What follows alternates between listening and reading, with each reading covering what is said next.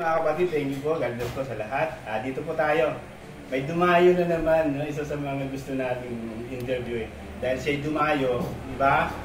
Siyempre, bahagi ng aming walang pinipili, wala po kami isang part o isang party. Wala po. Dahil siya dumayo at gusto namin nakasama namin siya. Nagpapasalamat kami. Because, Cons, Paskuhin. Isang Paskuhin. Salamat ha. Magandang hapon po. Magandang araw po. Salamat po sa pagbibigay mo ng oras. Okay. Meron lang ka naman kaming kwentuhan na may kwenta. Yan ang maganda. Okay. Alabatin. Siya na ba? Di ba? So, ano pakiramdam mo mga Cons? Ikaw na ba? Sa tulong po ng aking mga kababayan, maaaring ako na. Yan. Okay. Yun yung unang kwa namin kasi bahagi yun ng aming unang salita para sa kanya. Ikaw na. Okay.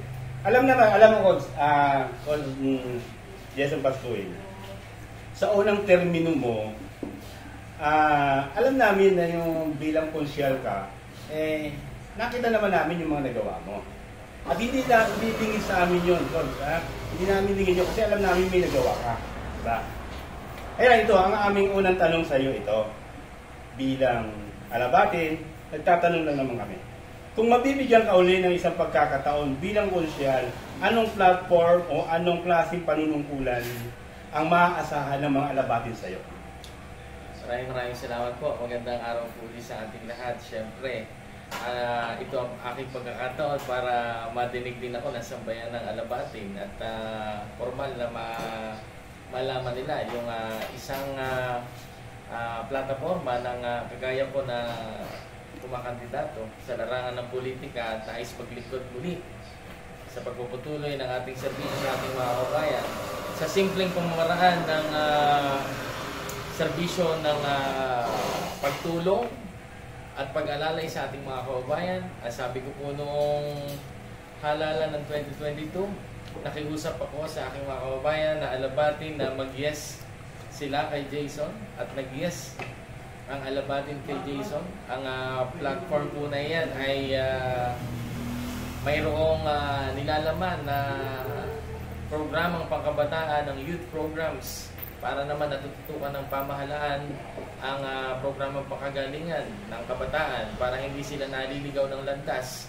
At ang letter E ay ang edukasyon sapagkat isa sa yaman ng mga magulang ay ang pagpapaaral ng kanilang mga anak. Kailangan ang lokal na pamahalaan ay nakatutok din at sumusuporta sa ating mga pampublikong paaralan, lalo na doon sa mga kagaya po ng Local School Board Support Fund na dapat ay nabibigyang pansin at nabibigyang priority dahil ayaw po natin na ang isang paaralan ng pampubliko ay nagkakaroon ng mga ambagan patungkol sa mga PTAs or General PTAs, ang samahan ng mga magulang at mga guro, na kung saan kapag kailangan ng mga pangunahing kagamitan o kawalan sa isang silid paaralan ay nauuwi sa ambagan ng mga magulang. Paano na kung madalas ang nasa pampublikong paaralan ay ang ating mga kababayang nasa laylayan na nagsusumikap lamang paaralin ang kanilang mga anak sa munting kaparaanan.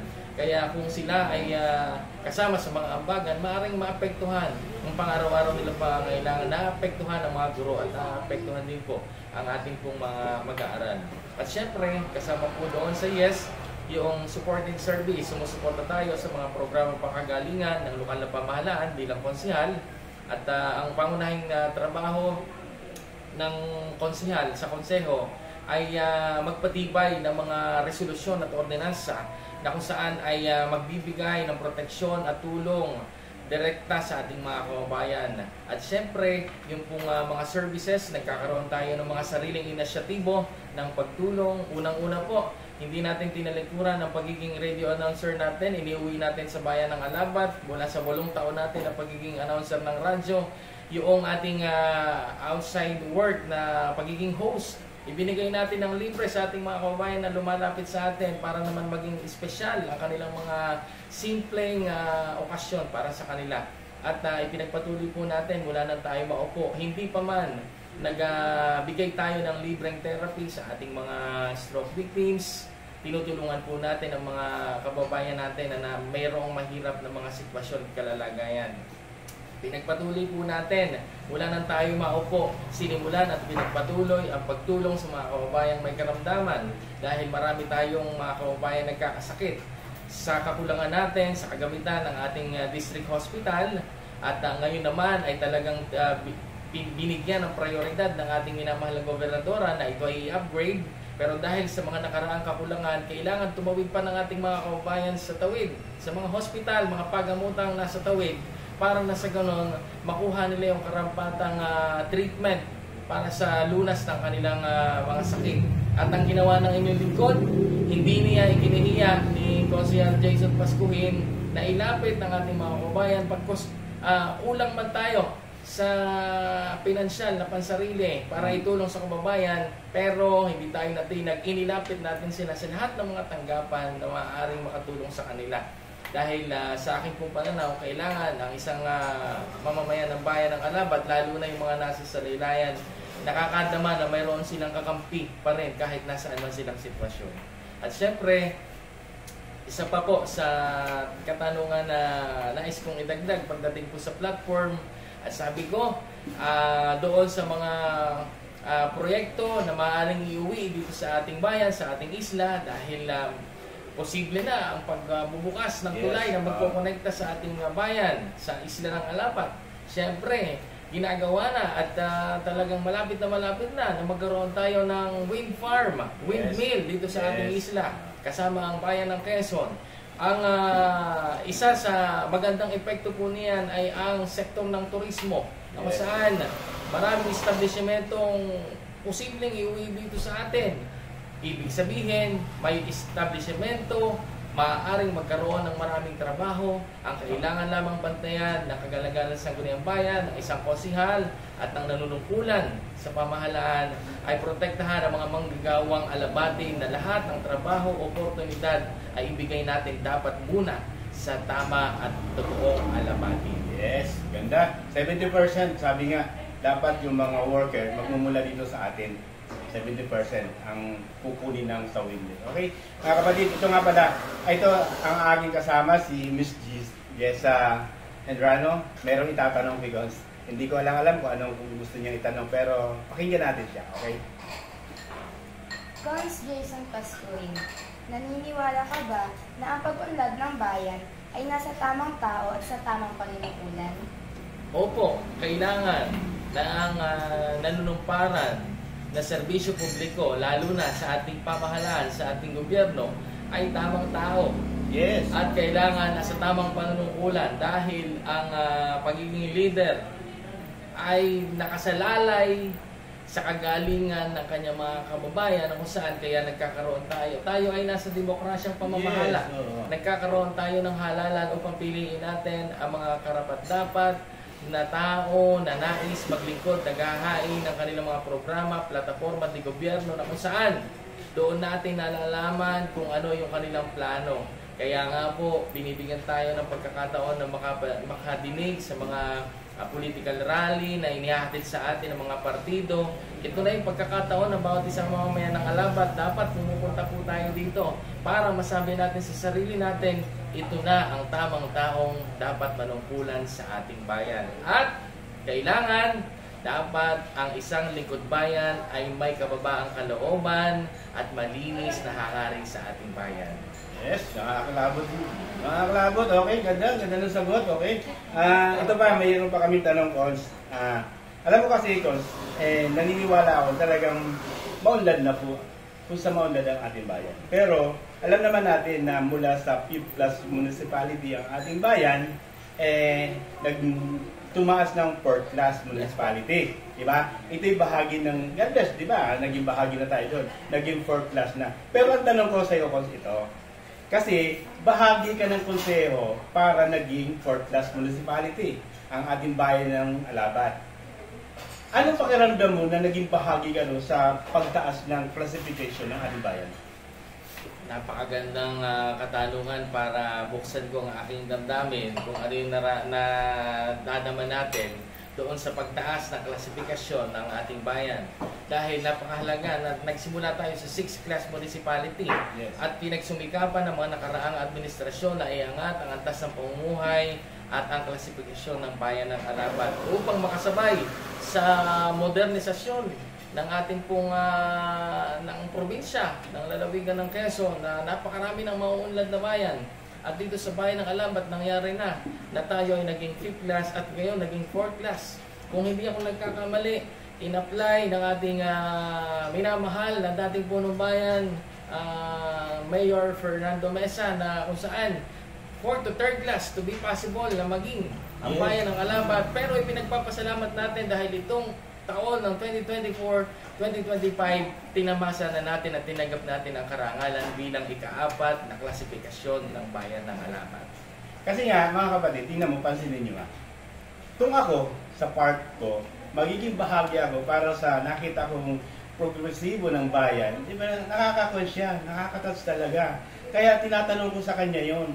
Hindi na, alam niyo po mga kapatid, hindi na maiaalis sa istoryan ng Alabat. Yung bahagi ng konseho na yon, na naging bahagi, bakit naging 4th class? Kaya naitanong ko sa kanya yan, kung anong nararamdaman. Okay naman yung tanong, kaya nakakatuwa, di ba? Yes. Sana nga, ito nga po mga kapatid, lalo pa, itong darating at kung sakali sila pa rin ang nandyan sa pamunuan o sa Guriang Bayan, maging 3rd class. Pangarap natin yun, di ba? Sa mga taong nararapat. Okay, mayroon pa tanong? Sige. Wala pong imposible. Oo. Walang imposible sa kinabukasan ng isang bayan kung ang mga programa na talaga namang makakatulong sa mga kababayan ay pinagsusumikapan ng mga lingkod bayan. Lalo na ang pagtulong, ang pag-unawa, dapat nakikita mo ang sitwasyon kalalagayan ng iyong nasasakupang lugar. So, walang imposibleng umangat tayo at hindi masamang maghangad na umangat ang pamumuhay ng bawat isang mamayang Alabat. Kaya nakakatuwa po dahil tayo nandito na sa estadong ito sa pagtutulungan ng administrasyon at ng mga darating pang administrasyon ay naniniwala tayo na malayo na tayo pero malayo pa mararating ng bayan ng Alabat. Okay. May panibagong tanong uli ang ating kasama si Jessa regarding doon sa kanya. Kasi bahagi siya ng kabataan eh. Tingnan lang natin kung anong masasabi o anong may tatanong niya, Eagles. Yes, Sir Jason Pascuhin, anong masasabi mo ngayon sa mga kabataan po? Sa mga nangyayari sa mga kabataan ngayon dahil na madaming nagkalat na mga sitwasyon na hindi natin naaasahan. Okay, siguro ang itinatanong po sa atin ng sektor ng kabataan ay yung mga negatibong resulta nitong mga nakaraan na nagkakaroon ng mga suicide cases. Yes. At itong mga, kung di ako nagkakamali, tama po ba ako? Ito ay dahilan lamang sa totoo lang, kung tayo ang tatanungin, sa simpleng dahilan ay nagagawa na ng mga kabataan ng ganitong bagay na sila na mismo ang tumatapos sa kanilang buhay. O di kaya naman, yung kasama dyan, yung mga early pregnancy. Yan. So, dito muna tayo sa mga suicide cases ng ating mga kababayan na siguro kailangan po nila ng tamang pagkalinga at suporta unang-una ng nangangalaga sa kanila, ang kanilang mga magulang. Dapat hindi natin kinakalimutan yung mga religious activities. Ang ating relihiyon na ating kinaaniban ay dapat talagang binibigyan natin ng panahon upang hindi naman tayo nakakaisip na tayo ay nagkakaroon ng kahinaan sa ating sarili. Na kapag tayo ay nagkamali ng maliit na bagay, nagiging hopeless na tayo at sinisisi na natin ang ating sarili. Yes. Siguro yung tamang paggabay lamang at yan po ay pwede rin ilatag na programa ng lokal na pamahalaan. Marami tayong ahensya, ang DSWD na silang nangangasiwa at hindi naman pinababayaan ang programang ito para sa ating mga kababayan. Pagdating naman po sa isa pang negatibong mga balitas at tungkol sa early pregnancy or teenage pregnancy, siguro dapat nababantayan din yung paggamit ng ating mga kabataan, lalo na ng mga gadgets, cellphone o talamak na mga napanoorin sa SOCMED o social media, sa Facebook at iba't iba pang mga pages na meron po sa makabagong teknolohiya po natin. Kailangan lang po talaga diyan na sa simpleng salita ay tamang paggabay. Unang-una kung sino man na nangangalaga sa kanila, huwag po natin silang pabayaan dahil nasa sa atin po ang responsibilidad para po sila ay hindi maligaw ng landas. Okay. May follow-up, sir. Siya. Opo. Sir, para dun sa pa-follow up niyo lang yung tanong regarding dun sa kwan. Sige, follow up na kay Coach. Bilang kabataan, bakit ikaw ang dapat iboto namin? Wow. Wow. Okay, di ba? O, di ba? Para- Di kasi, Coach, alam mo, sabik talaga yung mga kabataan niya yung bumoto. Kasi hindi nila alam kung paano, di ba? Kasi unang boto nila yung mga... Pero ang tanong nga, di ba? Bakit ikaw? Di ba? Parang gusto ko ding sabihin po, Di ba? mga kababayan, na bata pa rin naman po ako. Yan. Pero hindi po. Siguro sa formal na kasagutan. Bilang kabataan, bakit ka namin dapat iboto? Wow. Di ba? Kasi sabik sila eh. Opo. Bago silang boboto, hindi na alam kung anong gagawin. Yeah. Bakit ikaw daw? Bilang kabataan. Di ba? Ganun lang naman. Maraming salamat po sa prangkang tanong. Iba na talaga ang kabataan ngayon. Napakalalim na. Napaka-direkta na nila mag-isip at magtanong. Pero sabi ko nga, bata pa rin naman po tayo. Pero para sa formal na kasagutan, bakit ako dapat iboto ng mga kabataang alabatin? Alam niyo po, wala po sa edad ang pagbibigay ng serbisyo. Hindi kailangang bata o matanda para maserbisyuhan mo yung sektor kung saan ka naroon. Kailangan lamang ay nadidinig mo at nakikita yung kanilang yung programa para sa kanila na mayroon kang misyon at bisyon na doon dapat sila o itong bagay na ito o proyektong ito ang dapat mapunta sa kanila upang ito yung kanilang pahawakan na dapat nilang pakinabangan, sabi ko. Okay, last message na lang po sa ating mga kababayan sa alabatin. Naniniwala naman kami na panahon na siguro para ipakita mo rin o maramdaman nila kung anong mensahe mo sa kanila. Okay. Yes po. At unang-una doon sa kataga ng ating interviewer, napakahusay dito sa ating bayan, si Coach Haji, na katagang ikaw na ba? Ay parang nagugulat po ako doon, pero para po i-claim ko yon. Ang akin lang pong maging kataga doon ay sana ay ako na din ang isa sa pangmuli. Claim na At natin. ang aking pong mensahe sa aking mga kababayan ay patuloy naman po tayong magtiwala. At kung mayroon mang mga pagkukulang, ang mga lingkod bayan na inyong sinusuportahan, hindi po maiiwasan yan. At talagang nangyayari. Pero ang mahalaga, sinisikap, kagaya ni Consigliere Jason Pascuhin, nagsusumikap na maibigay kung ano man yung pangangailangan sa abot po ng aking kakayanan. At hinihiling ko po na patuloy ninyo akong bigyan ng inyong tiwala para na sa ganon yung ating nasimulan na pagtulong, ang serbisyo ng pagtulong at paglilingkod sa ating mga kabayan ay ating maipagpatuloy. At yung mga pangarap natin na nais nating matupad para sa ating bayan. Bilang konsihal, hindi man po sa akin maaaring mangyari yung mga programang nais natin dahil tayo ay taga-ukit lamang ng resolusyon at taga-balangkas ng ordinansa. Subalit ang mahalaga, may nagsisimula ng inisyatibo para sa mga programa na makakatulong, poprotekta, pakikinabangan sa pagdating ng panahon ng ating mga kababayan.